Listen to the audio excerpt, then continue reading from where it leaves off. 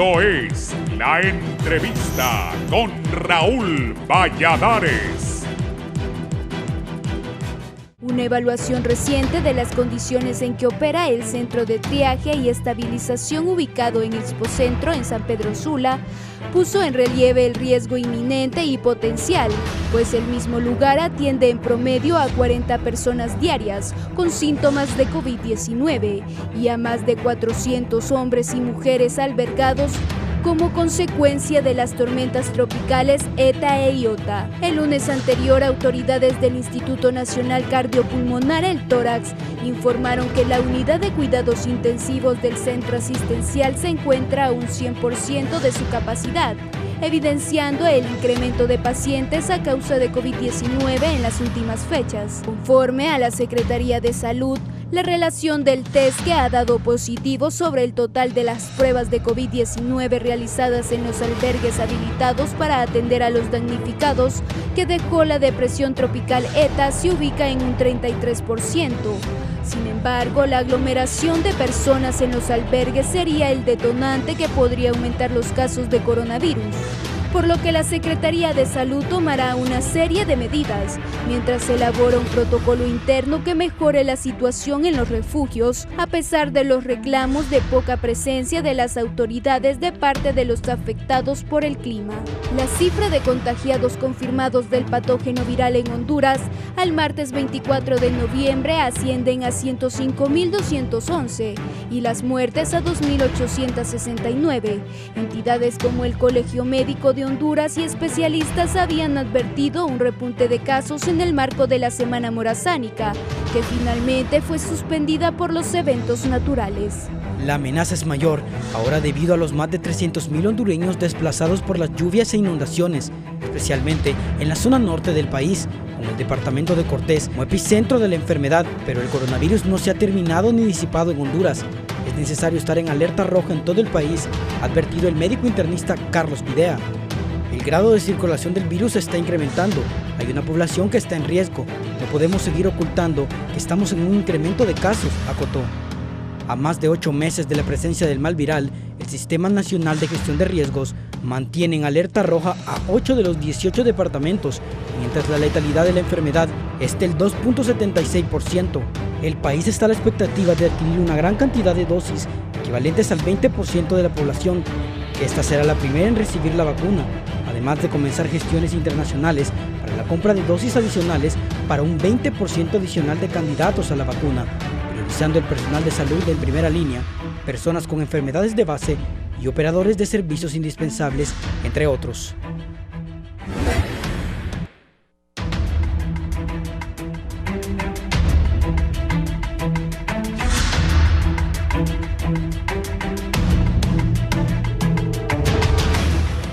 Buenos días, bienvenidos. Edith, si tenés la tabla, me avisas. Recuerden, si en algún momento va a salir de su casa, nos puede sintonizar en Radio Visión Honduras, 90.1 en Tegucigalpa, la 90.9 en San Pedro Sula, la 105.5 en el litoral atlántico del país, 93.5 en la zona central de Honduras y la 90.3 en la calidad choluteca. Hoy vamos a hablar de la pandemia. Ya van más de 8 meses, hemos sido golpeados por 2 huracanes, ETA e IOTA, que ha dejado destruida una gran parte del país, de la infraestructura vial, se han perdido importantes vidas de compatriotas. Ayer pasábamos aquí en Cantarranas un muchacho que pretendió cruzar con su carro un río cerca de Cantarranas y las embravecidas aguas del río, aunque él creía conocer por dónde tirarse por el río, como decimos aquí en Honduras, se equivocó y lamentablemente las aguas embravecidas arrastraron el vehículo y el compatriota que conducía el mismo perdió la vida. La semana pasada, hace como 2 semanas, transmitimos desde Olancho 4 personas que murieron de la misma manera. Un señor que era candidato a alcalde de un movimiento del Partido Liberal, recuerdo, también pretendió cruzar un río ahí en Olancho. Él y 3 personas más también perdieron la vida. Hay que tener cuidado, pero también hay que tener cuidado con esto del COVID. Siguen los muertos en el país. Mire, ahí dice que hay nuevos casos 361. ¿Cuándo vamos a llegar a las 2.000 o a las 3.000 pruebas para ver cómo estamos? Según este reporte oficial, hay 105.572 casos confirmados. Hay 2.877 fallecidos. Ayer se reportaron 8, entonces antier 16. Recuperados 46.821, 205 nuevos. Esa es la situación del coronavirus. Hoy tengo a 3 distinguidos médicos para que me hablen de la situación. Voy a saludar a la exministra Roxana Araujo. Doctora Araujo, bienvenida. ¿Cómo está? Un gusto saludarla. Gracias por estar aquí en la entrevista. Gracias, licenciado. Es un placer poder compartir con usted nuevamente después de que me había excusado algún día, en algún momento. Y es un gusto poder ver en este momento también al doctor Oscar Díaz. Es un placer, doctor Díaz, contar siempre, ¿verdad?, con sus aportes eminentemente científicos. Sí, gracias, bienvenida, una conocedora y que dice las cosas como son. Eso es importante, que la doctora siempre dice la verdad por el beneficio de la población, del gobierno y de todos, porque todos estamos expuestos desgraciadamente a este virus. Ayer alguien me hacía unas preguntas sobre esto de la vacuna del coronavirus. A lo largo de que vayamos desarrollando el programa, voy a ir haciendo esas consultas. Desde San Pedro Sula, que es médico intensivista, está con nosotros el doctor Oscar Díaz. Doctor Díaz, gracias por estar en la entrevista. Buen día. Buen día, licenciado Valladares. Muy agradecido de participar también con ustedes y poder compartir.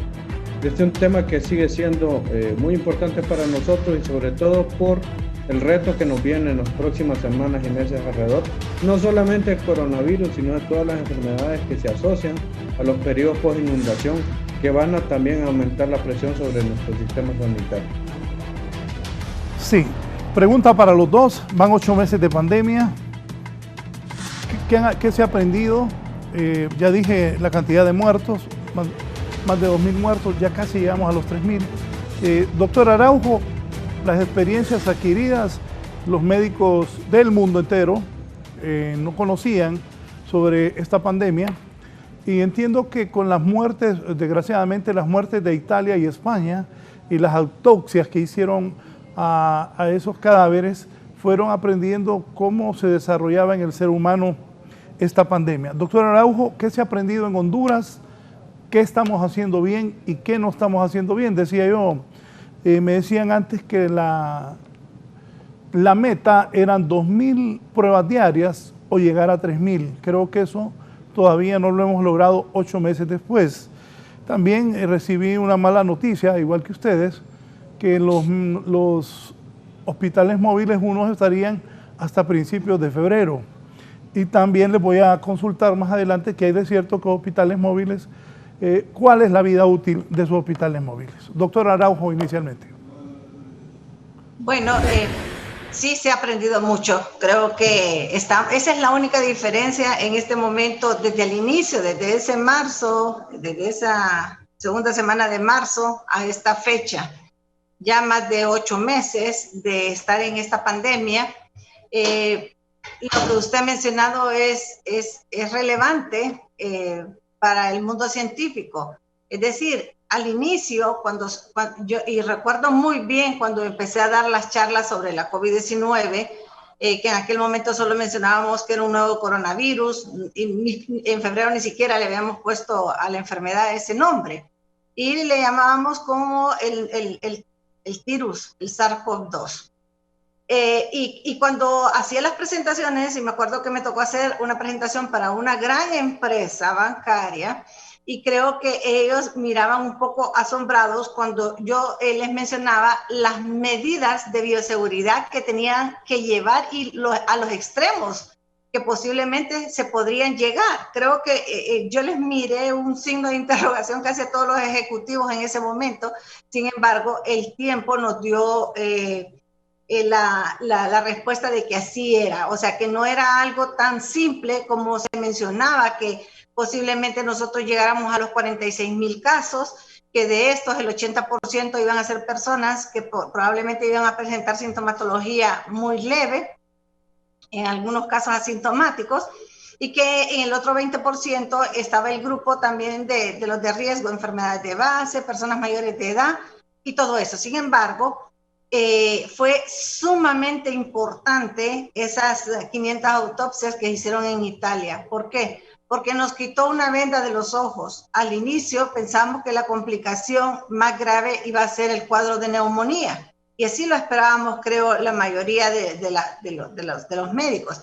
Sin embargo, al ver que habían otras complicaciones, como la coagulación intravascular diseminada, ese proceso inflamatorio severo que produce el que se introduzca el virus dentro de la célula, y toda la reacción de citoquinas que da todo este proceso infeccioso, pues fue sumamente importante, y a tal grado que de lo positivo, y que aquí está el doctor Oscar Díaz, y que yo tuve la oportunidad de ver la presentación de ellos en San Pedro Sula, está el protocolo del manejo, el protocolo Catracho, que es para el manejo intrahospitalario, si mal no entiendo eso, o entendí bien, que era para el manejo intrahospitalario, o por lo menos muy coordinado con su médico de cabecera, si a un caso se tendría que dar de manera ambulatoria.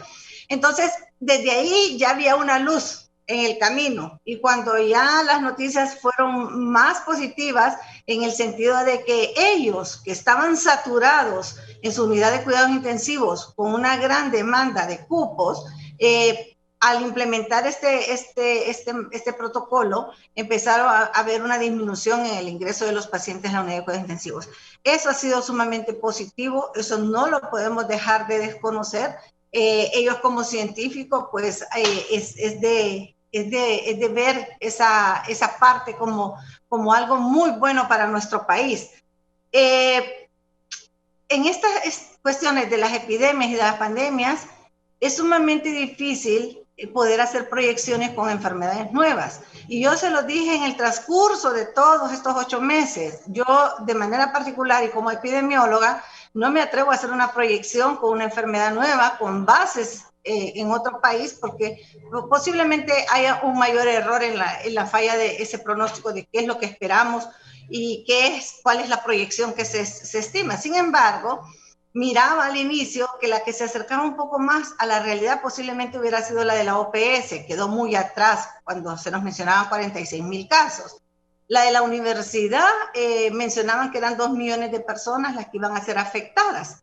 Y bueno, para eso como a manera de ejemplo de que realmente las proyecciones con datos basados en lo que ocurre en otros países no son exactas, no son tan precisas. En cambio, en el caso del dengue, en el que hemos tenido una experiencia desde los años 70, esas proyecciones son como más acertadas en el sentido de decir, si no hacemos esto o aquello, esto es lo que nos puede ocurrir porque ya tenemos una amplia experiencia. Eso dentro de las cosas. Lo otro que le podría decir, que el Laboratorio Nacional de Virología en momentos de epidemias, y recuerdo muy bien la del H1N1 en el 2009, en el laboratorio siempre hubieron limitaciones en cuanto al procesamiento de pruebas de PCR en tiempo real. Sin embargo, no podemos dejar de mencionar que este año se sobredimensionó la cantidad de pruebas. En años anteriores, en una epidemia de dengue o de H1N1 o cualquiera de estas enfermedades virales, las pruebas de PCR en tiempo real no sobrepasaban las 20,000 pruebas, y eso era la capacidad máxima del laboratorio. Sin embargo, al mirar el análisis de cuántas pruebas, que yo creo que han llegado a los 250,000, podríamos decir que es un esfuerzo enorme porque es una prueba sumamente costosa. Pero ¿cuál es el problema? Que junto con la llegada de la pandemia, y como lo mencionábamos nosotros en el mes de marzo, en abril, se tendrían que haber hecho los muestreos, maximizar esos muestreos con unas grandes cantidades de pruebas rápidas para captar a esas personas en esos primeros días, en los primeros 7 a 10 días de iniciado la enfermedad. Sin embargo, esas pruebas no se implementaron, sino que meses después. Y de repente, ese sesgo entre la implementación de las pruebas que transcurrió cuando ya se tuvieron las pruebas rápidas, hizo que no tuviéramos esa captación rápida de esos barrios y colonias de estas dos ciudades tan grandes de concentración poblacional como San Pedro Sula y el Distrito Central, y que tuviéramos esa diseminación tan rápida del virus. Desde el punto de vista epidemiológico, eso es lo que el análisis. ¿Cuál es el otro problema? La curva. Nosotros esperábamos ver una curva muy similar posiblemente a la que hemos visto en dengue, donde hay un ascenso de los casos, se llega a un pico máximo, luego después de todas las intervenciones que se hace hay un descenso y se llega tal vez a una meseta. Sin embargo, en este caso, como el conteo es diario de las pruebas de PCR, hemos tenido un gráfico en zigzag, sube, baja, o sea, como que las intervenciones de la contención no son tan propias en ese sentido. Entonces nos tiene desorientados. Unos hablan del segundo brote, nosotros hablamos del mismo brote porque en ningún momento hemos hecho ese pico tan alto, hemos hecho ese descenso y hemos llegado a una meseta. Y el segundo brote tal vez de manera local en un municipio, en algún barrio o colonia que tuvieron alguna gran cantidad de casos, después hubo un descenso. Pero a nivel nacional, con el grupo, con la gráfica que se nos presenta, es como le dijera, estamos en un contagio permanente del virus. Es decir, no es un momento como para relajarnos y como para hacer a un lado las medidas de bioseguridad. Doctor Díaz, doctor Oscar Díaz, ¿usted qué piensa? La experiencia, lo mismo que le preguntaba a la doctora, la situación allá en San Pedro Sula, ¿cómo está? Y luego de que nos han azotado estos dos huracanes, ETA e Iota, la situación también se prevé de parte de muchos médicos, he escuchado, de que el virus, el contagio puede ser aún más producto que la gente intentó salvar su vida y en ese momento no estaban pensando en el COVID-19. Doctor, por favor. Bueno, muchas gracias. Yo creo que haciendo un poco de análisis retrospectivo, efectivamente hemos aprendido muchas cosas en estos 8 o 9 meses. Realmente creo que si hubiésemos tenido tanta información en aquel momento, quizá hubiésemos tenido todavía una respuesta más exitosa alrededor del problema. Hemos aprendido, por ejemplo, que aún a esta fecha no existe un tratamiento efectivo para la enfermedad. Hay diferentes estudios que han ido demostrando de manera científica la inutilidad, por ejemplo, de medidas de tratamiento iniciales, como el estudio de solidaridad de la OMS, que demostró, digamos, de 4 moléculas, incluyendo una bastante cara que se llama Remdesivir, que se invirtieron miles de millones de dólares en su proceso de elaboración y venta incluso a los países. La poca utilidad, por ejemplo, acaba de salir ayer un artículo de un grupo italiano en la revista de Nueva Inglaterra, donde las transfusiones de plasma de pacientes convalecientes por COVID tampoco son efectivas en el tratamiento de los enfermos graves. Y prácticamente el arsenal se nos ha quedado reducido a pocos medicamentos, como la anticoagulación, el uso de corticosteroides en determinados momentos de la enfermedad, un poco la colchicina, como medicamentos que tengan algún sustento bibliográfico adecuado como para poder recomendar su uso. Entonces, en resumen, a este punto todavía estamos con una enfermedad que, como bien señala la doctora Araujo, está en diseminación permanente, o sea, no en ningún momento en Honduras hubo algún cambio, digamos, de la tendencia de contagios, y esto se ha mantenido, y se va a mantener porque las condiciones son propicias para eso. Es, como usted mencionó, licenciado Valladares, cuando la gente está inundándose, mucho menos se va a acordar de ponerse una mascarilla o de lavarse las manos. ¿De dónde? Imposible. Y luego han ido a lugares de concentración, entonces ya mencionaban las cifras en la introducción del programa, pueden tener porcentajes de positividad alrededor del 33% en ese grupo de personas. Entonces, al final de cuentas, esto nos trae de que el problema va a tener quizá una respuesta definitiva hasta el momento en que podamos establecer un programa de vacunación adecuado, y eso tiene un matiz que yo quisiera señalar. Con las vacunas, igual que en todo este proceso de esta enfermedad, ha habido, digamos, mucho presión política en todo el mundo, o sea, en los países desarrollados, igual que en países como nuestro. Entonces, ha habido presión política para el desarrollo de las vacunas, ha habido presión política sobre las unidades de investigación que realizan esto. Normalmente, la producción de vacunas lleva un proceso que puede llevar varios años. Aquí, en tiempo récord, en meses, se ha llegado más o menos a la fase 3 de investigación de 3 tipos de vacunas. Voy a citar algunas para más o menos ubicar para cuáles son las expectativas reales con esto. La primera de ellas, por ejemplo, es la vacuna desarrollada por AstraZeneca y la Universidad de Oxford, que es quizá la más barata, digamos, cuyo costo va a andar ahí alrededor de los 3 a los 5 dólares por dosis. Esta vacuna tiene una efectividad de alrededor del 90%, pero con un matiz. Cuando se administró la mitad de la dosis en este estudio, más o menos de 2.300 personas, y luego en la dosis completa un mes después, la efectividad subió a 90%. Sin embargo, cuando compararon estos datos con administrar la dosis completa de la vacuna, en las 2 dosis que se recomienda, la efectividad bajó un 62%. Eso es algo que todavía este grupo investigador tiene que reanalizar con un grupo mayor de pacientes, alrededor de 8.500 pacientes pendientes, que está el estudio realizándose al mismo tiempo en Inglaterra, Brasil y Sudáfrica, va a poder definir, digamos, la efectividad de esta vacuna.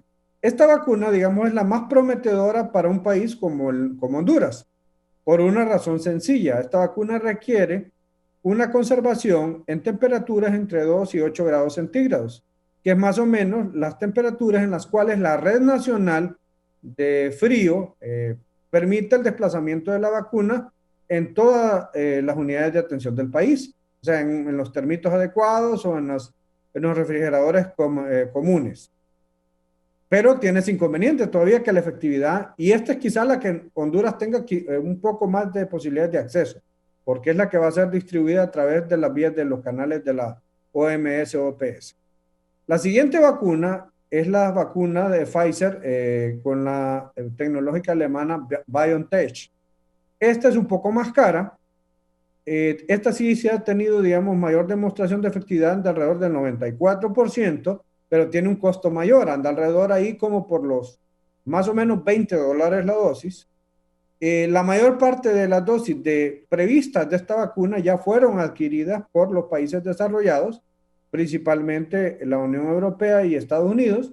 Y por último está la vacuna de Moderna, que es la más cara de todas y también está, digamos, con un nivel de efectividad alto, pero con una venta, digamos, más local en los países donde han desarrollado.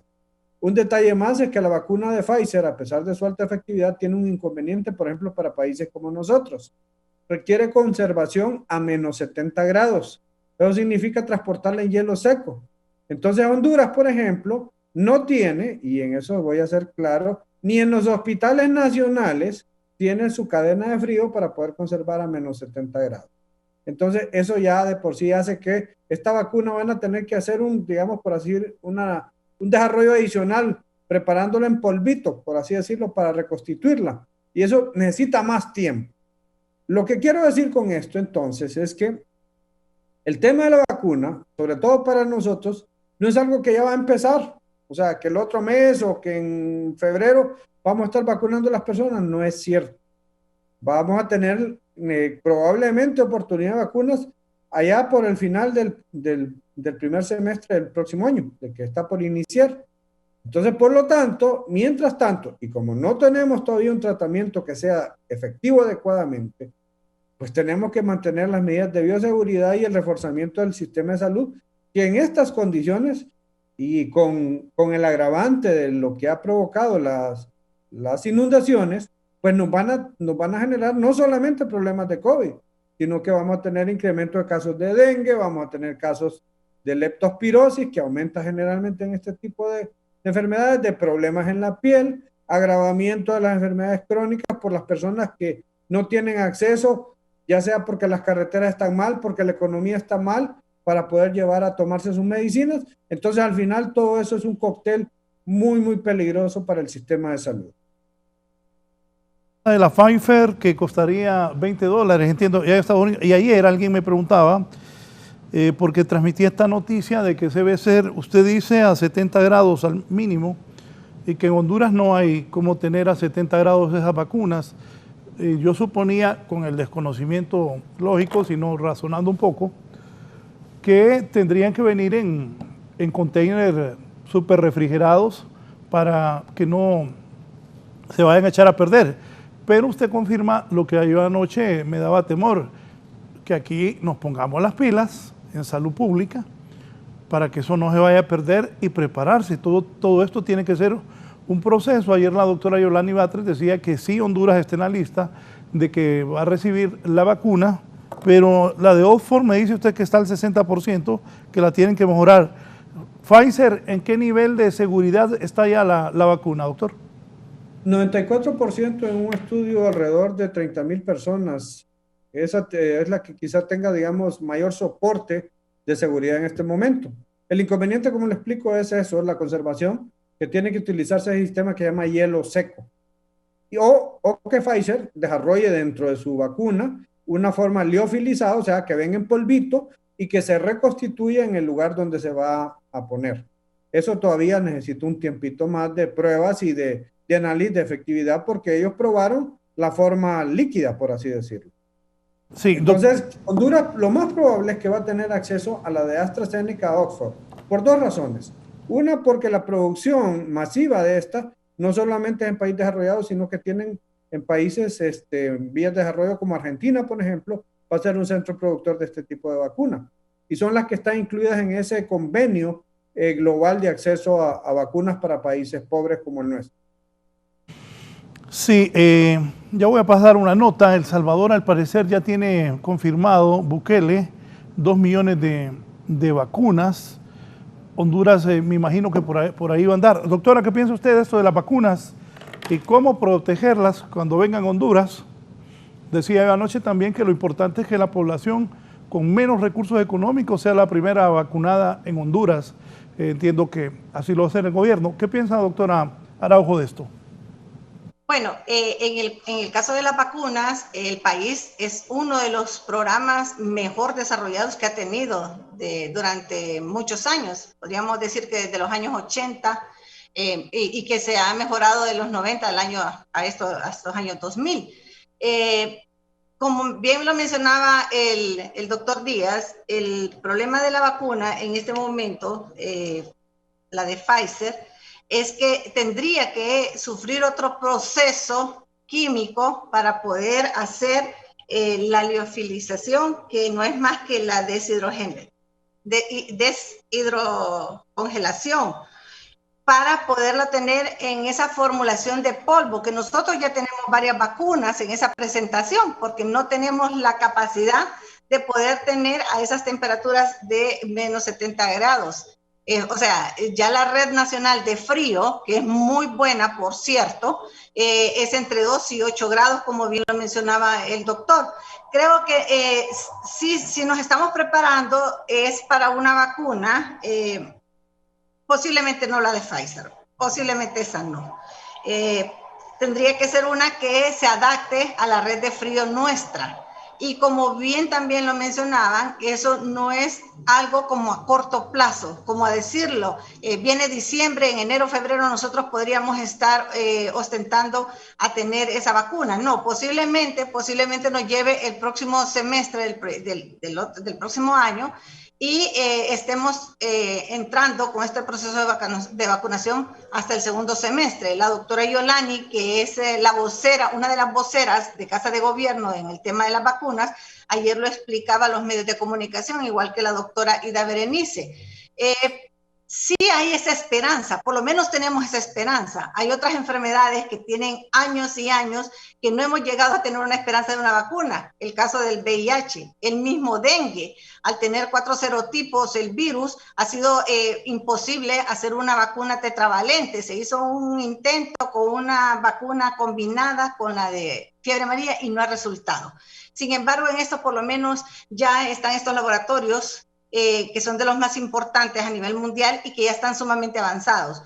Cuando ya se habla de un estudio de una vacuna en la fase 3B donde ya la exposición a la población es masiva. En el caso de Pfizer, que entiendo que eran 50,000 personas las que iban a seleccionar a nivel mundial, y que de estas la gran mayoría era pues estadounidenses, de Europa, inclusive Brasil estaba incluido también en estas pruebas. Eso pues ya nos da una luz al final del túnel. Es decir, no vamos a esperar años, como en el caso de otras enfermedades virales, que todavía a esta altura no tenemos una vacuna. Sí. Ahí te mandé, Eddie, lo que dicen en El Salvador ya, pero fue bastante reconfortante cuando las autoridades de salud pública, como decía usted, estaban diciendo de que sí estamos en el listado, porque inicialmente habían dicho que no. Bukele, ya concluimos el acuerdo para el suministro de los primeros 2 millones de dosis de la vacuna para combatir el COVID-19. Ya concluimos el acuerdo para los primeros 2 millones de dosis de COVID-19. AstraZeneca es lo que va a conseguir El Salvador. Mañana haremos otros anuncios. Eso fue ayer, nuestra programación y salir de esta pandemia. Así está El Salvador. Pero una pregunta, doctor Oscar Díaz y doctora Roxana Araujo.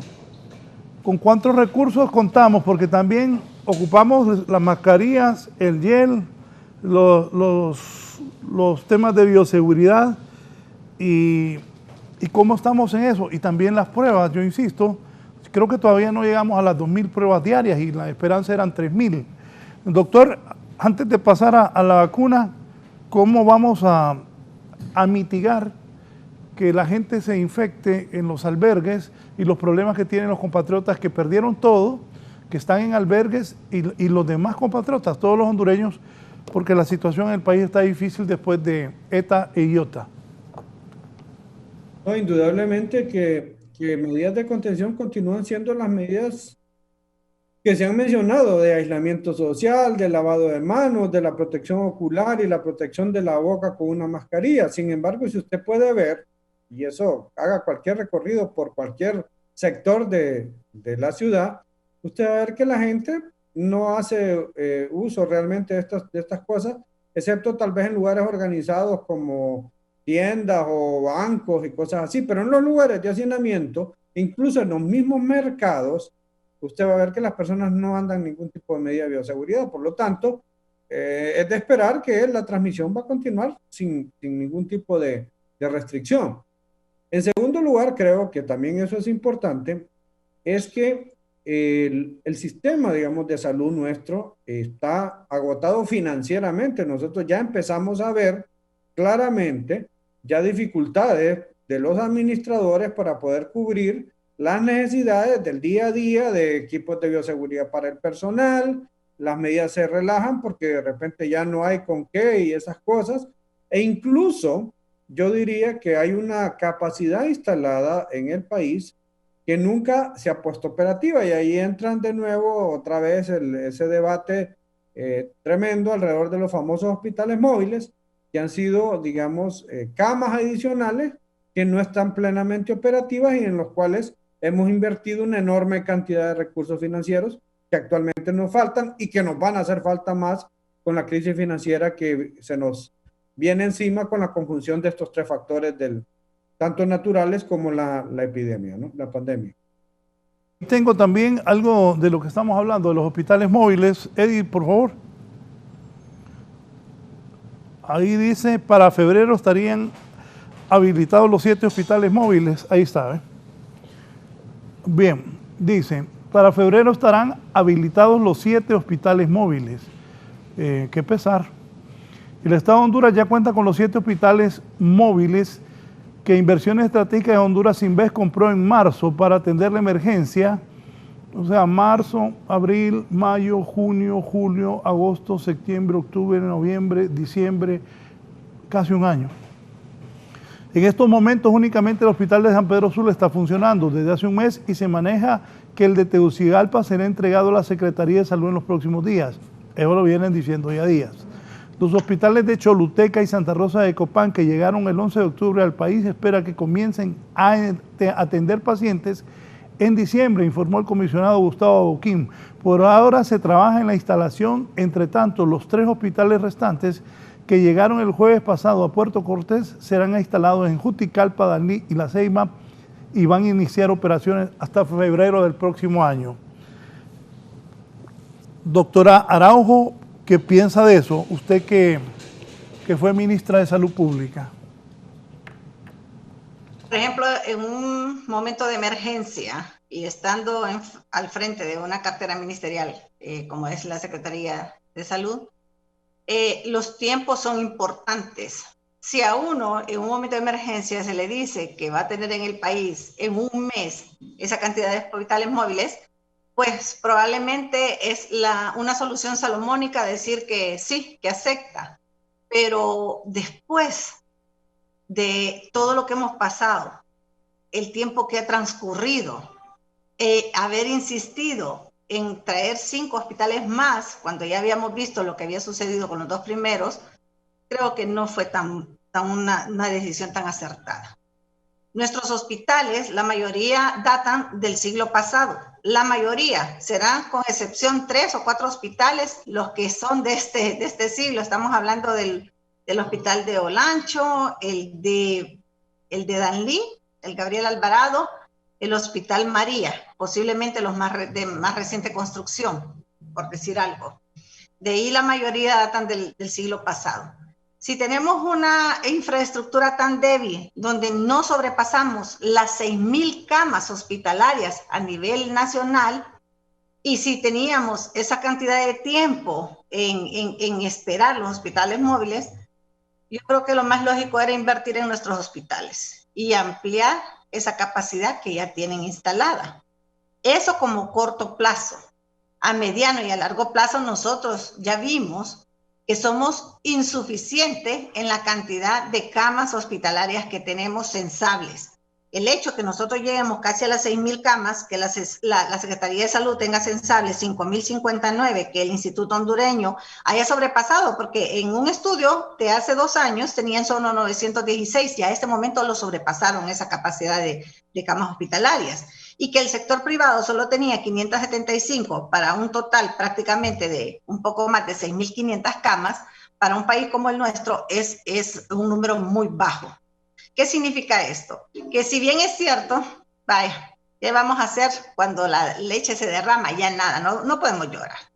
Yo creo que son de las decisiones desacertadas que se tuvieron, porque, como le digo, en el tiempo que transcurrió desde la promesa de los famosos hospitales móviles, que creíamos que lo íbamos a tener por el mes de junio, transcurrió todo el año y ahora se dice que va a ser hasta el próximo año. En ese tiempo, con mano de obra nacional, se hubiera mejorado la red hospitalaria de nuestro país. Estamos hablando nada menos que del Hospital Mario Catarino Rivas, de Leonardo Martínez, inclusive el Seguro Social, aquí el Hospital Escuela, el Instituto Cardiopulmonar, el San Felipe, todos esos hospitales que han tenido que ser la retención de estas hospitalizaciones en esta pandemia. Pero bueno, son experiencias que quedan. De repente los asesoramientos no son los correctos, y como pueblo pues no nos queda más que ver qué es lo que sucede con las determinaciones de las personas que nosotros tenemos ahí en esos cargos. Porque yo no soy médico y no sé, y alguien dijo por ahí, ojalá que no sea cierto, que los hospitales móviles solo tienen una vida útil de 5 años. Doctor, ¿sabe usted eso o no conoce cuánto es la vida útil de los hospitales? No, la verdad es que no lo conozco. De hecho no conozco las instalaciones de ninguno de los hospitales móviles, no hemos sido invitados para conocerlos. Entiendo de que, como todo cuando se hacen este tipo de atención de desastres, se habla de hospitales móviles porque se trata de hospitales que usted viene y moviliza como de campaña. Digamos, hubo una inundación en Tocoa, entonces armo y desarmo el hospital y lo llevo allá y atiendo ese tipo de emergencia. Exacto. En Honduras ha habido una tendencia en la atención médica que mencionaba, por ejemplo, el doctor Carlos Godoy Arteaga hace muchos años en una conferencia, una tendencia brigadista, es decir, como de atender la salud a través de brigadas. No tenemos una visión de largo plazo y esto es una de las experiencias que yo creo que debemos sacar de este problema, sobre todo ahorita que se está hablando de una reconstrucción, de una reformulación del país en relación al tema económico, porque los hondureños tenemos muy mala memoria. Hemos pasado desastres naturales casi que cada 20 años, se formulan proyectos. Yo recuerdo perfectamente, después de Mitch me fui a estudiar cuidado intensivo, me fui con una idea, digamos, de país, porque estuve en la epidemia de Mitch terminando mi especialidad aquí en Honduras, y cuando regresé pensé que iba a encontrarme de una realidad diferente, y resulta que 20 y pico de años después estamos exactamente igual que en aquel momento.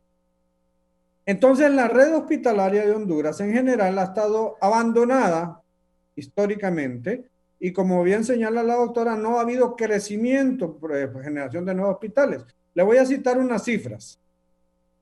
La oferta hospitalaria de Honduras, por ejemplo, es 0.4 hospitales por cada 100,000 habitantes. Somos los penúltimos aquí en la región centroamericana.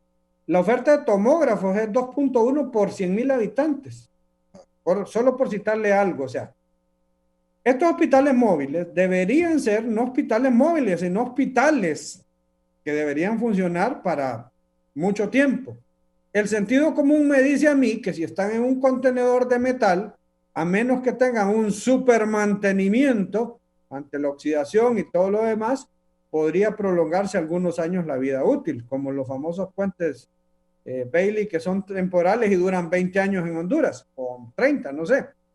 El asunto aquí es que ahí dentro de esos hospitales se supone que hay recursos tecnológicos, o sea, equipamiento, camas y esas cosas que deberían emplearse adecuadamente en la red. Es decir, de repente los contenedores que nos costaron clavos de oro quizás no duren más de ese tiempo, pero esos equipos y el recurso humano que deberá contratarse, porque es que ese es el otro elemento también interesante y que no hemos mencionado. O sea, hablamos de hospitales móviles, pero realmente no ha habido, por así decirlo, una oferta mayor de contratación de personal de salud sobre esto. El Hospital Móvil de San Pedro Sula está funcionando con un limitado número de trabajadores de la salud. No es que tampoco es que estamos ahí como que contratando masivamente de acuerdo a las necesidades que existen. Porque como le digo, no me quiero concentrar solamente en el tema de COVID. El tema de COVID, pues probablemente en algún momento va a poderse controlar, pero en Honduras el problema de salud es histórico y es de una diversidad muy amplia. Entonces, en resumen, tenemos que tener una visión, así como se está viendo, que hay que reparar la infraestructura, que hay que pensar en represas, que hay que pensar en los próximos 20 a 30 años. Igual, el sistema de salud necesita un enfoque de mediano y largo plazo, donde se deba orientar de manera adecuada los recursos y sobre todo que no haya ese manto oscuro de la corrupción en recursos que son cruciales para la atención de las personas. Si no hay hospitales en Honduras, el país ha quedado destruido una gran parte del sistema vial de Honduras. Hay puentes que aún están de pie, pero que pueden tener fallas. Y la educación, solo este año 1 millón de niños, niñas y estudiantes de secundaria no se matricularon. Debido a la pandemia, tuvieron que pasarlos al siguiente curso sin haber aprendido nada. Y aparte de eso, las telecomunicaciones, o sea, la comunicación en Honduras, una mujer campesina hondureña no tiene un teléfono de última generación para poderle ayudar a sus hijos. Eso es lo que está pasando en el país. Y anuncian también que el próximo año la educación va a comenzar virtual. O sea, estamos bien fregados, sin sistema hospitalario, con la educación súper atrasada y con la infraestructura del país quebrado. De verdad que los que formen ese gabinete de reconstrucción y los que quieran ser presidentes de Honduras, los que están aspirando, deben de sentarse con el actual gobierno para llegar a un acuerdo de país, no ese plan de nación que vengo escuchándolo hace 20, 25 años y nunca lo desarrollan, sino ver esto, no hay hospitales, la educación malísima, la infraestructura quebrada. Se habla de 20 puentes Bailey que van a traer, pero ¿cuántos van a ser que sean permanentes? Como también ya se gastó 1.200 millones en hospitales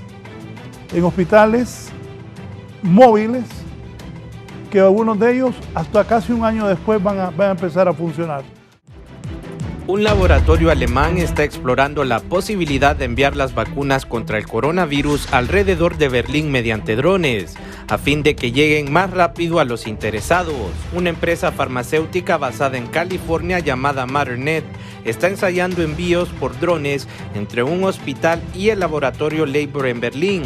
Con el dron, el viaje entre los dos puntos es de aproximadamente 11 kilómetros y los expertos aspiran a reducir el tiempo que dura el envío de alrededor de 1 hora a unos 10 minutos cuando comience el servicio en enero. El plan contempla la posibilidad de usar drones para envíos al laboratorio desde 6 localidades distintas en Berlín, lo que reduciría el tiempo que tarda para que una persona reciba los resultados de una prueba. Es un tema muy importante, especialmente cuando hay una persona que sospecha que tiene el virus.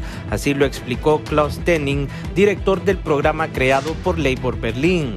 Es importante identificar a esa persona y darle el resultado lo más pronto posible para que esa persona pueda aislarse y luego continuar con su vida normal, agregó. Cada ruta contará con 2 drones que podrán estar volando las 24 horas del día. Para 11 Noticias, Raúl Valladares.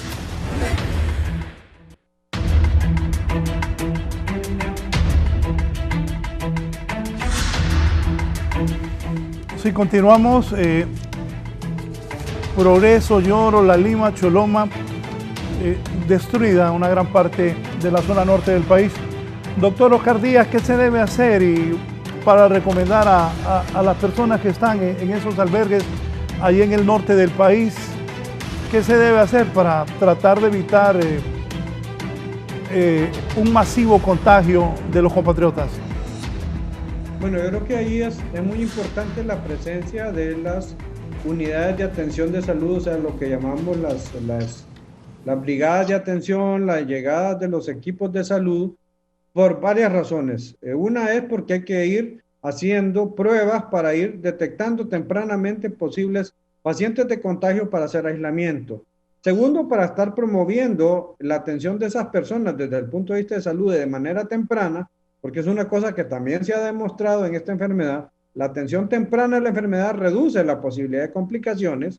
Y lo tercero, por supuesto, es habilitar dentro de los albergues las condiciones para la prevención. Y eso implica que haya suministro de agua potable o de gel alcohólico para poderse lavar las manos, el uso de mascarillas y, por supuesto, el aislamiento de las personas. Mire, hay un dato que es importante y que creo que no hemos comentado. Y es que, por ejemplo, sí hablamos de albergues y todo eso, pero en general, como la respuesta ha sido una respuesta más ciudadana, no totalmente organizada, ni tampoco centralizada en función de Sinajero o Copeco, hay muchos lugares donde las personas están albergadas, por así decirlo, de manera no oficial, por grupos de voluntarios, por organizaciones de la iglesia, etcétera, donde hay, digamos, aglomeración de personas y con muy pocos recursos.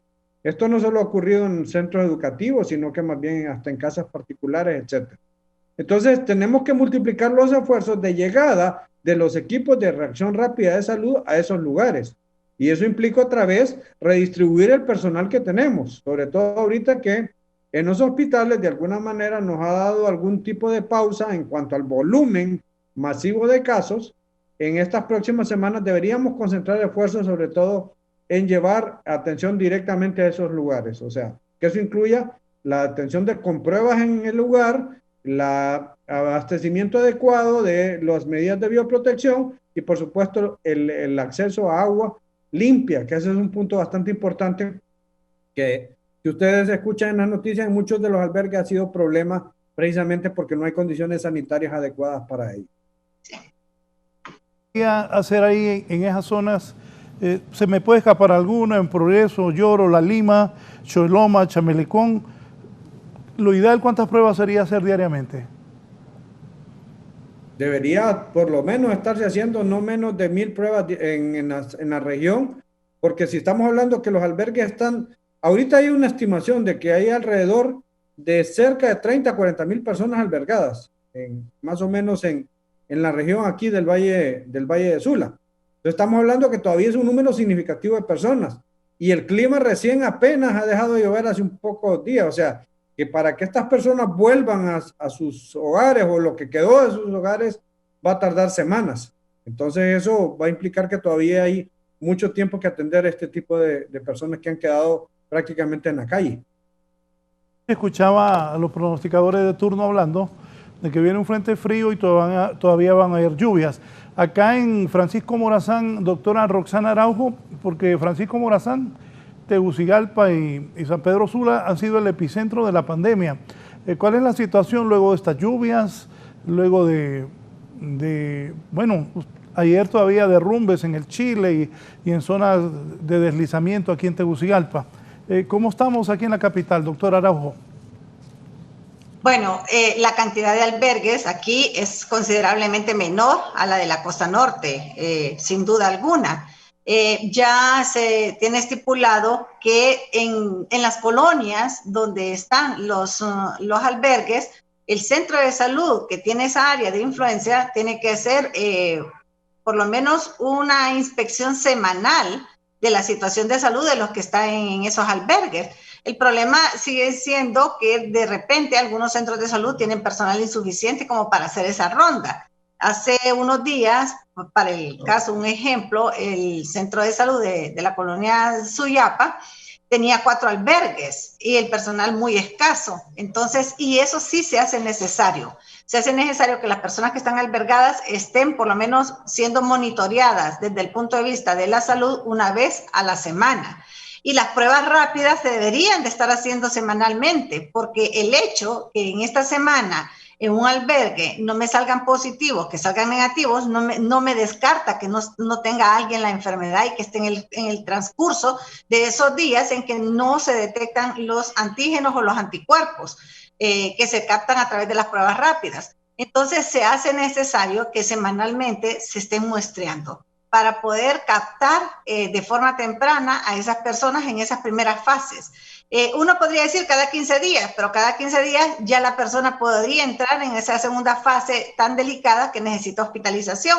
Y como bien lo decía el doctor Díaz, han sido varias semanas en las que los centros hospitalarios se han visto con una menor carga, pero no quisiéramos ver nuevamente las escenas que vimos por el mes de mayo, junio y julio, que las personas casi lloraban por un cupo en un hospital, estaban las carpas a la disposición, o sea, no llenaban las necesidades de esas personas que estaban en esa segunda fase de la enfermedad, en un estado crítico. Eso es lo que no quisiéramos. Y de repente, cuando a veces le trasladamos la responsabilidad a la población, los estamos dejando a veces prácticamente solos, y no es así. En estos de los albergues hay una responsabilidad social que hay que cumplir, y como bien lo mencionaban, ha sido una solidaridad de todos, del pueblo hondureño, pero debe de haber una mayor coordinación en cuanto a los insumos de bioseguridad para estas personas. Es decir, estas personas deberían de estar todos con mascarilla, o sea, tener a su disposición mascarilla, tener agua y jabón para lavarse las manos, o en su defecto, pues cada uno de ellos un frasco de alcohol gel para el momento de la desinfección. Hemos tocado el tema de la COVID-19, pero sabemos que son varios grupos de enfermedades las que están presentes en estos momentos de lluvia o con estos fenómenos naturales. Y dentro de esos grupos están los respiratorios, los gastrointestinales, los que pueden aparecer en la piel, y algunos otros de carácter bacteriano, como es la famosa leptospirosis, que en la temporada de lluvia se incrementan los casos. Fíjese que estaba pensando en eso, porque hace algún tiempo yo platicaba con usted, corríjame, creo no estar equivocado, una vez el dengue mató cerca de 3.000 hondureños. El otro día la doctora Elsa Paló insistió bastante que con estos problemas también viene la diarrea, el chikungunya y todas estas enfermedades. ¿Cómo va a combatir el Ministerio de Salud esto, doctora? Y luego voy con el doctor Oscar Díaz. Bueno, es una organización que se tiene que, una reorganización. Recuerde que en el tema del dengue, bueno, la cantidad de fallecidos nunca ha sido tan alta en la casuística del dengue. El año pasado fue la epidemia de mayor incidencia en el país desde los años 70, con más de 100.000 casos y cuantificadas aproximadamente 250 defunciones. Ya sabemos que de estos datos siempre hay un subregistro porque no está la parte privada, o sea, no se le agrega la asistencia privada. Entonces, estamos siempre con los datos que nos proporciona la Secretaría de Salud, pero es la parte pública. En el caso del dengue, para este año, a pesar de todo lo de la pandemia, se logró que, si bien es cierto, también estábamos en epidemia del dengue, se fuera como en una meseta, es decir, nos fuimos recto, sin esos altos que provocan estas explosiones epidémicas del dengue, como generalmente lo observamos en el mes de septiembre, sino que nos fuimos como en una meseta a cuantificar más de 20.000 casos ya para estas últimas semanas del año.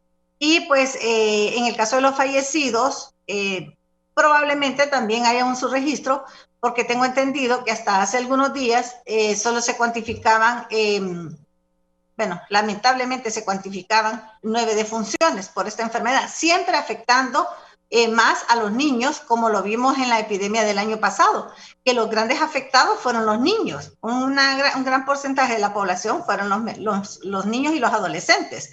Entonces, a pesar de que, si bien es cierto, no se hicieron las intervenciones masivas como se tenía planificado para este año, esto de habernos ido al autoaislamiento también favoreció de que no tuviéramos esa gran explosión de casos de dengue para el mes de septiembre, como generalmente nosotros lo observamos.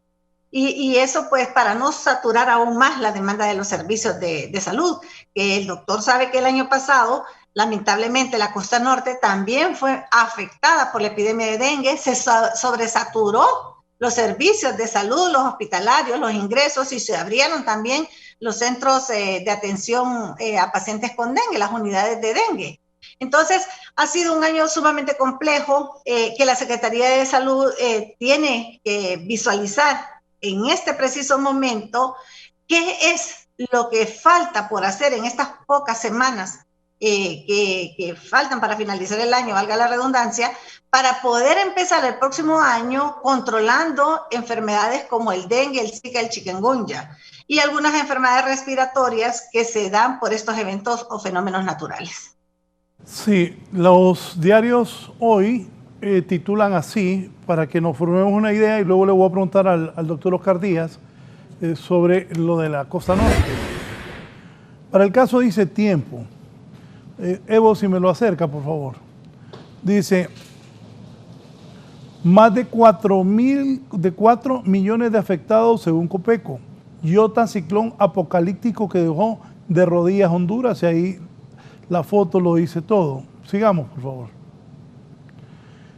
Destruidas 4 colonias en La Lima. Daños en La Lima fueron afectados por ETA y Iota, 98.000 habitantes que su mayoría se encuentran albergados.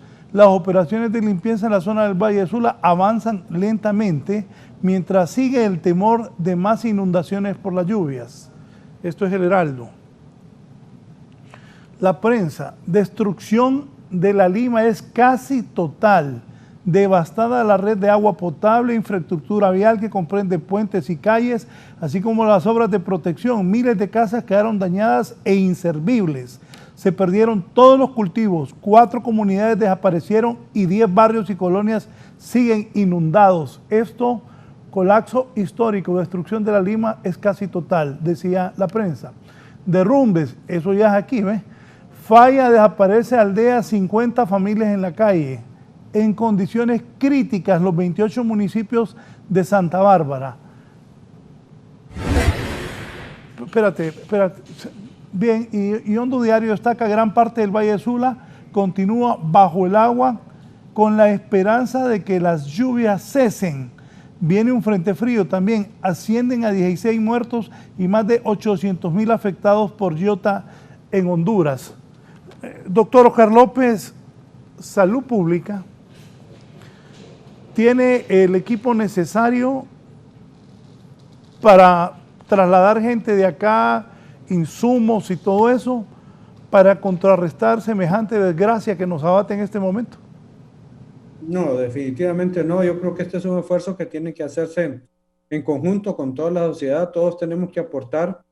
Eso incluye la seguridad social, incluye la empresa privada, incluye la población misma, porque mucho de estos factores, digamos, ahorita es necesario enfatizar en el tema de la prevención. Si bien es cierto, hay que trabajar sobre la atención directa de las personas afectadas, hay que trabajar en la prevención. ¿Y qué significa esto? O sea, el proceso, por ejemplo, de limpieza, de la acumulación de agua estancada, de todo el material orgánico que se va pudriendo, todo eso genera focos posibles de diferentes infecciones y eso hay que ir trabajando. Y eso no solo lo va a hacer el gobierno, tenemos que involucrarnos todos como sociedad, incluso los afectados directamente. Es indudable que el gobierno tiene que responder en relación sobre todo a la logística que se requiere, es decir, que haya disponibilidad de médicos, de enfermeras, de vacunas, de material de bioseguridad, de medicamentos en la zona. Hay que recordar que muchas de las unidades de salud, por ejemplo, en el caso de La Lima, ahí solo funciona, digamos, un centro de salud pequeño en una población que es grande. Hay un hospital privado que está inundado, o sea, esto es una cuestión sumamente compleja. Entonces, aquí implica tratar de llevar estos equipos de salud al lugar de atención. Y acuérdese que en este sentido, el sistema ya se encontraba de manera precaria. Entonces, toca redistribuir esos recursos y enfocarlos en las áreas donde tenemos mayores problemas. Creo que lo que viene, los próximos 6 meses, el próximo año van a ser muy duros, en general, no solamente en el aspecto económico, sino que en este tema de salud. Hay mucho trabajo por hacer.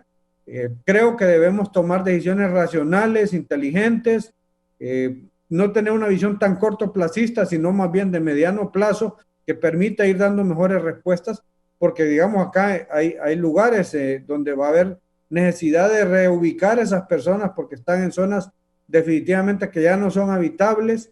Todo eso implica remodificar cómo se van a atender a las personas. Yo creo que una cosa que mencionaba alguien del Colegio de Ingenieros el otro día es muy importante, el tema de las inundaciones en Honduras y tu relación con la salud, no solamente es un tema que tenga que verse tan restrictivamente solo como con represas o modelos de contención, sino también cómo estamos haciendo nuestras ciudades, dónde estamos construyendo, cuál es el acceso que hay, agua potable, servicios básicos, que al final todos tienen que ver con la salud. Entonces, en este momento es prioritario restablecer el servicio de agua potable adecuado y la llegada de los equipos de atención de salud, y eso, como le explico, es una cuestión que no es tan fácil de hacerlo efectivo y operativo, sobre todo por la poca disponibilidad de recursos que hay y por la misma desorganización que tenemos como país.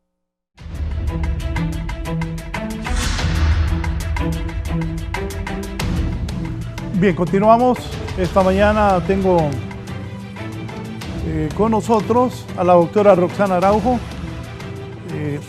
y también al doctor Oscar Díaz. Una pregunta sin ánimo de alarmar para ambos. Algunos médicos han hablado en los medios de comunicación que tienen temor que la situación en los albergues, especialmente en el norte del país, para el próximo mes de diciembre, que ya estamos casi en diciembre, se salga de control. ¿Qué piensa, doctor Oscar Díaz, de eso? Bueno, yo creo que mucho va a depender de la posibilidad de las personas de retornar a sus hogares en las próximas semanas. Ojalá que el clima nos permita de alguna manera la rehabilitación rápida de los lugares, digamos, donde sea posible hacer labores de limpieza y retorno de las personas a sus hogares. Eso es crucial. El tener las personas albergadas, confinadas en un solo sitio o en lugares de concentración, en cualquier parte aumenta los riesgos de enfermedad. Eso es algo ya muy demostrado y por lo tanto no es como quizá lo más recomendable en el mediano plazo. Recuerdo yo que para Mitch, por ejemplo, hasta era tema, digamos, jocoso en en periodistas lo que hablaban del macroalbergue, que era la forma como le decían a la casa presidencial. La verdad es que el tema de un albergue es algo temporal, algo que no debiese de ser más de unas pocas semanas. Con las personas que tienen daños indudables, de que no se pueden rehabilitar sus hogares, sí tienen que empezarse a tener ya respuestas, digamos, de manera más rápida y más sostenidas para ir reubicando a esas personas de una forma más ordenada.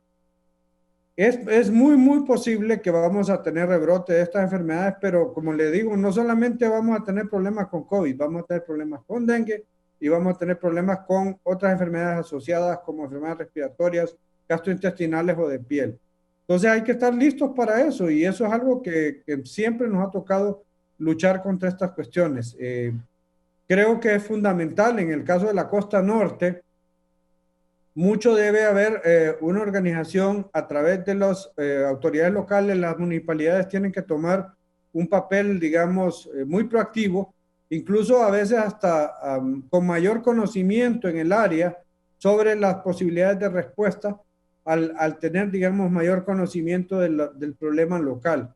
Porque a veces el problema de la centralización precisamente es que se toman decisiones en función de información que no es corroborada en el terreno de los hechos. Entonces creo que debemos involucrarnos más como comunidades locales para poder dar una mejor respuesta a esto. Pero sí es muy posible que vamos a tener problemas en las próximas semanas. Doctor Oscar Díaz, dígame, recuerdo cuando el huracán Mitch, que los hermanos mexicanos, por cierto, siempre tenemos rivalidad con México por el fútbol, y México es muy superior a Honduras en fútbol y en un montón de cosas. Pero para ese tiempo del Mitch enviaron brigadas médicas, enviaron buzos, y hubo una gran ayuda de México, por citar un ejemplo. Necesitamos en este momento que vengan brigadas médicas de otros países amigos a colaborar con Honduras después de esta gran destrucción que sí existe, especialmente en la zona norte de Honduras. Es que hay que ver la coyuntura mundial. El problema es que en esta ocasión Honduras se ha visto afectado severamente, pero en medio de una afectación global. O sea, cada país tiene sus propios problemas. Entonces, si usted ve el comportamiento de la respuesta post-Mitch, es totalmente diferente a lo que nos está ocurriendo post-ETA y IOTA. ¿Por qué? Porque prácticamente aquí en este momento hemos tenido que responder los hondureños con nuestros propios recursos, sin extender tanto la mano para poder responder a este problema. Y realmente así va a ser, porque no es que vamos a esperar que vengan los extranjeros a salvarnos, puesto que también ellos mismos tienen sus propios problemas en relación a la pandemia de COVID. Entonces, yo le diría que en Honduras hay suficiente personal de salud, desempleado, subempleado, que puede integrarse a estas labores, y lo que hay que hacer es que hay que orientar de manera adecuada los recursos financieros que se van obteniendo para hacer un uso racional de esos recursos y de esa manera poder dar una respuesta correcta. Yo creo que los hondureños tenemos las capacidades técnicas y tenemos el número de recursos humanos suficiente como para poder responder a esta situación. Eso ya la vi difícil, porque ya llevamos casi un año en esto y se han cometido varios errores, y mucha gente de la que usted habla, que todavía hoy está desempleada, creo que ni por asomo piensan incorporarla, desgraciadamente para el país. Doctor, quiero agradecerle, doctor Oscar Díaz, por su participación. ¿Qué mensaje le deja a la población? Bueno, el mensaje principal que yo le dejo a la población es que, si bien es cierto, tenemos un reto colosal y muy duro, tenemos que protegernos todos. La prevención es la mayor respuesta que podemos dar. Tenemos que insistir en la necesidad de las medidas de bioseguridad, nuestro lavado de manos. ¿Y la tal Kelly qué hizo? Nuestra protección con mascarillas son factores que son indispensables, no solamente para prevenir COVID, sino otras enfermedades. Con los acúmulos de agua, por ejemplo, es necesario el drenaje de todas esas aguas acumuladas para impedir la proliferación de mosquitos que generen mayor incremento de dengue. Y por supuesto, los sistemas de atención de salud tenemos que estar disponibles y abiertos para poder atender toda esa serie de problemas que se nos van a venir en las próximas semanas. Doctor Oscar Díaz, intensivista del Instituto Hondureño de Seguridad Social en San Pedro Sula. Gracias, doctor, por tomarse su tiempo para compartir con los televidentes de Canal 11 y los radioescuchas de Radio Visión Honduras. Un gusto saludarlo, doctor. Muchas gracias y un saludo de nuevo a ustedes ahí en cabina y a la doctora Araujo. Sí. Siempre a sus órdenes. Gracias. Doctora, sus conclusiones. Y esa vacuna, usted fue ministra de Salud, ¿cómo debe repartirse? Si mal le escuché, hablaron de un 20% de la vacuna para Honduras. ¿Cuándo cree usted que puede estar esa vacuna contra el COVID-19 aquí en el país? ¿Y cuáles son las posibilidades reales, por ejemplo, de la gente normal, común y corriente, del hondureño de a pie? ¿Cuándo un hondureño de a pie podrá tener esa vacuna contra el coronavirus? También le agradezco, doctor Araujo, siempre su gentileza de aportar sus conocimientos a través de Canal 11 y Radio Visión Honduras. Bueno, licenciado, la fecha no sé exactamente, pero sí, no solo es el 20%, es un total del 50% de la población que está dividido de la siguiente forma. Hay una institución que se llama COVAX, que dentro de COVAX está lo que es la Organización Mundial de la Salud, lo que está UNICEF y la Asociación Gavi, que es la de las vacunas. Ellos van a aportar el 20% del total el 20% de estas vacunas para el país, con presupuesto de ellos, con fondos de ellos, a través del fondo rotatorio de la Organización Panamericana de la Salud. Hay otro 20% que va a ser adquirido a través de los fondos del Estado. O sea, ahí nomás es un 40%. Y hay un convenio bilateral por parte del Instituto Hondureño de Seguridad Social para adquirir un 10% adicional para todos sus asegurados. En total no es un 20%, es un 50% el que se va a estar teniendo. Que lo más seguro sea Seneca, porque en cuanto a las otras dos vacunas tenemos el problema de la refrigeración, la de Pfizer que es a menos 70 grados y la de Moderna que es a menos 20 grados, que tampoco llegan a los estándares que nosotros estamos acostumbrados a la refrigeración, que es de entre 2 y 8 centígrados. Entonces, ya no solo es el 20% como se ha estado mencionando, sino que es un 50% adicionando el 10% que el seguro está haciendo el convenio bilateral para todos sus asegurados.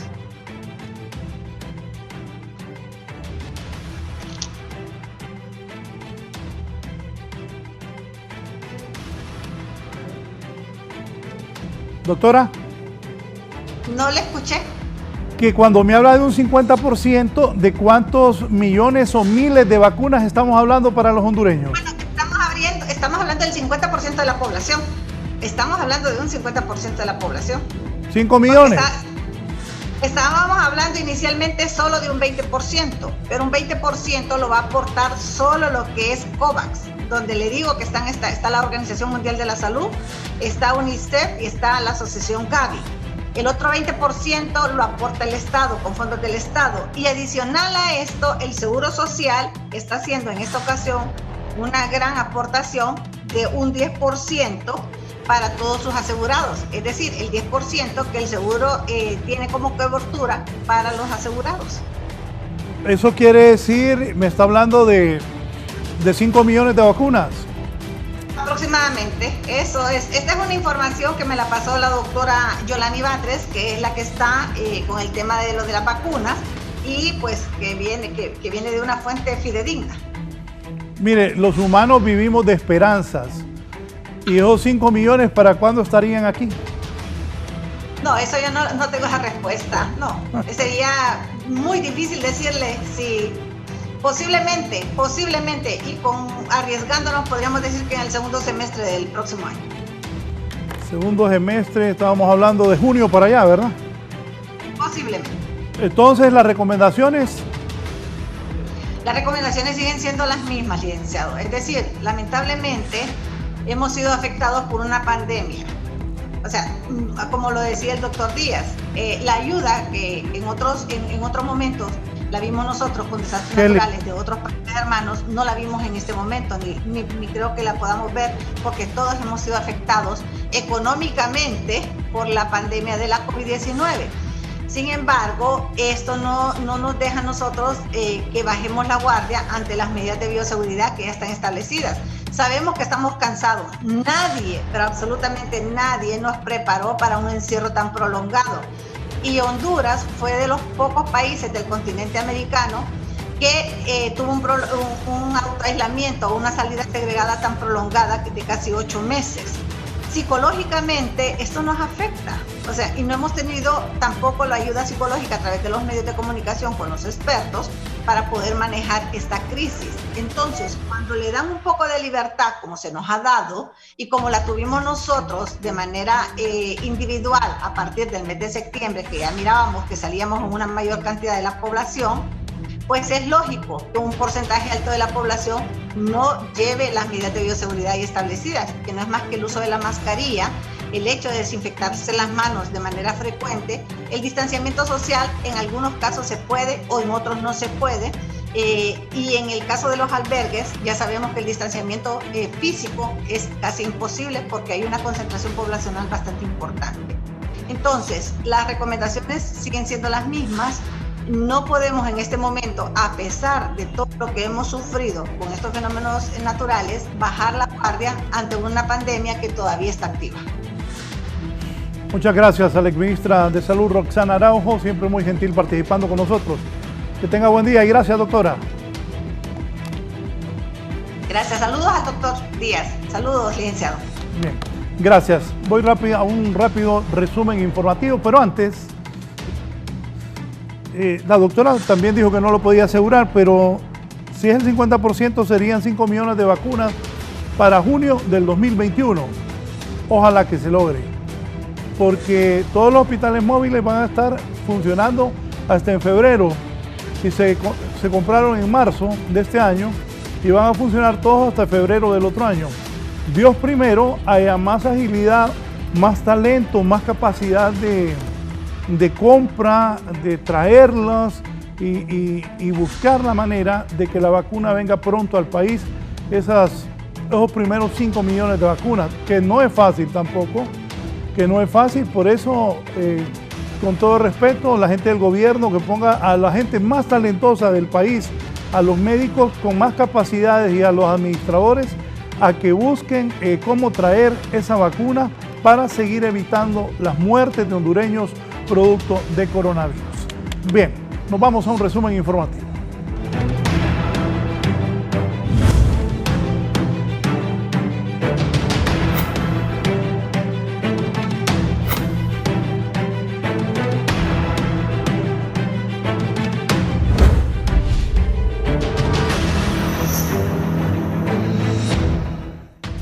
Pero ni el dengue, ni el coronavirus, ni los huracanes, ni las tormentas, nada para que en Honduras siempre hayan protestas. Hoy están protestando los empleados del Instituto de Conservación Forestal. ¿Por qué están protestando, Víctor? Muchas gracias a usted y a sus televidentes. Y nos ubicamos en las inmediaciones de la Secretaría de Finanzas, donde los trabajadores del ICF han llegado a protestar porque se les cumpla con un ajuste salarial que ya fue aprobado, de hecho, para todos los empleados públicos. ¿Cuál es la exigencia que traen hoy a las autoridades de finanzas? Nancy Barahona. Buenos días a los televidentes de Canal 11. La exigencia que traemos esta mañana es que se nos cumpla con el aumento que fue otorgado por el Ejecutivo, ya que solo falta la firma del señor Marco Midense para que se nos haga efectivo. Ya no podemos esperar más, recalcando que este aumento es con fondos propios de la institución. Ya todo está listo en papeles aquí en la Secretaría de Finanzas, solo falta la firma del señor Marco Midense. Somos más de 350 empleados a nivel nacional que estamos con esta exigencia. Entendemos que ustedes han estado esperando por este ajuste desde hace varios años, porque esto se negoció desde el año pasado. Desde el año pasado, y se dijo que se iba a hacer efectivo a partir de septiembre, y hasta la fecha no nos han resuelto nada. Ahora más que nunca, como empleados de ICF, lo exigimos, claro, para todos, pero tenemos varios compañeros y compañeras a nivel nacional que han sido afectados por los huracanes y ahora más que nunca necesitamos ese dinero. Sí, ahora, ¿qué otras instancias piensan tomar ustedes en caso de Bueno, estamos esperando, a la espera del señor Marco Midense, que baje a alguien, representante de él, para que dialoguemos y nos diga cómo está la situación. Y si no se nos resuelve este día, pues vamos a seguir con más presiones. Sí, estas presiones son a nivel de Tegucigalpa, porque también tienen oficinas regionales. Así es, tenemos varias oficinas regionales, hoy es aquí en Finanzas, pero si no se nos resuelve el día de hoy, si nadie baja a tratar de decirnos qué es lo que está pasando, ya que son fondos propios de la institución, vamos a tomar más medidas de presión a nivel nacional. Muchas gracias, Nancy. Bueno, esto es lo que está pasando aquí con los trabajadores del ICF. Podemos recordar que también hace unos días, la semana anterior, trabajadores del INA y de otras instituciones públicas han estado protestando, siempre exigiendo que se les cumpla con este ajuste salarial. Licenciado, yo regreso con usted al set de la entrevista. Gracias, Víctor. Aquí comentaba con Gerson y Evo, todo el mundo tiene derecho a buscar una mejora salarial, pero en mal momento los del Instituto de Conservación Forestal, mal momento están pidiendo incremento salarial en el gobierno en este momento. El país fracturado, las finanzas quebradas y con necesidades de medicinas, con necesidades de restaurar las vías para que el país vuelva a caminar. No la tienen fácil. Víctor Valladares le da seguimiento a eso. Hoy es el Día Internacional de la No Violencia contra las Mujeres, pero están protestando, como les decía, hay otra protesta, esto en la Corte. Ya suman muchas mujeres muertas este año. Estamos finalizando el 11º mes del año, casi cerrando ya el 2020, que ha sido trágico para Honduras. Gisela Cali, ¿qué dicen las mujeres en el Día Internacional de la No Violencia contra las Mujeres? Así es, buenos días, licenciado y televidentes de la entrevista. Y este plantón se realiza porque, según las defensoras de los derechos de las mujeres, la mayoría de estos casos no son judicializados. Me acompaña Honorina Rodríguez, ella es miembro de la plataforma 25 de noviembre y nos amplía sobre este tema. Muy buenos días. Buenos días. En efecto, de más de 90.000 denuncias en el 911, apenas un 9% es judicializado y de ese 9%, un 90% se queda en impunidad. Porque incluso en este momento las audiencias en los juzgados contra la violencia aquí en el Poder Judicial las están postergando para el próximo año. ¿Qué está pasando? ¿Va a ser cuando hayan asesinado a estas mujeres? Es la pregunta. Por otro lado, las mujeres estamos exigiendo que el próximo presupuesto general de la República incluya para casas refugio, para apertura de nuevos juzgados, para que la Secretaría de Salud Pública fortalezca las consejerías de familia donde se atiende a las mujeres violentadas y a los hombres agresores. Y es que según las estadísticas, en estos tiempos del COVID-19 también se han incrementado la violencia doméstica. Así es, la violencia doméstica en este periodo de confinamiento, lejos de ser aprovechada para poder compartir en casa, en la familia, las mujeres están viviendo 24/7 con una persona agresora y también se da la violencia intrafamiliar, es decir, todas las violencias que se están dando son en contra de las mujeres, no solamente la violencia doméstica, porque la violencia intrafamiliar es a la mamá, a la abuela, a la hermana, y entonces, porque generalmente no es hacia los hombres. Bien, muchas gracias. Esto es lo que ocurre a esta hora de la mañana aquí en las afueras del Palacio de Justicia. Con este reporte vuelvo con usted al estudio, licenciado. Buenos días. Bien, ahí Honorina pidió varias cosas. Que esté en el presupuesto general de la República el próximo año. Difícil la tiene el país, bien difícil. Y más difícil la tienen aquellos que están aspirando a ser presidente de un país como Honduras, que nuevamente hemos sido golpeados por desastres naturales, por una pandemia mundial. Ojalá que las personas que gobiernen en el siguiente gobierno tengan las luces necesarias, el talento y la capacidad para sacar adelante el país, que está bien afectado. Antes de irme, Shirley Martínez se encuentra en El Calán, esto es en Villanueva Cortés. Están reanudando las operaciones de limpieza. Miren allá al fondo la toma que le hacen a mi compañera Shirley Martínez con quien vamos a finalizar la entrevista. Gracias a todos, los dejo con Shirley. Les dejo una invitación para que sigan con Canal 11 y Radiovisión Honduras. Y a las 12 del día, Isabela Chévez y Kelly Olivera, el orgullo de Salamao Lancho, y el resto de compañeros estarán dando las informaciones de Honduras y el mundo. Buenos días, Shirley, adelante.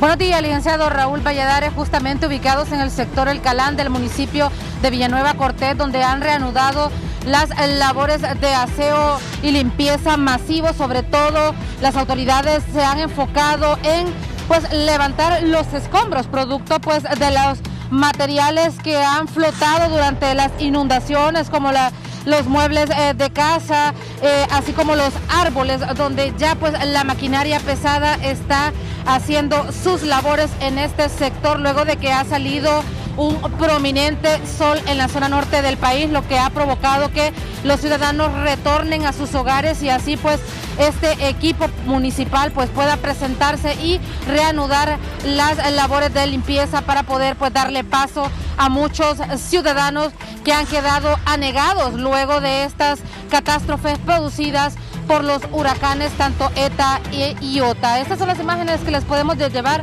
desde el sector El Calán en el municipio de Villanueva Cortés. Ha culminado el foro La Entrevista. Gracias por sintonizarnos. Buenos días.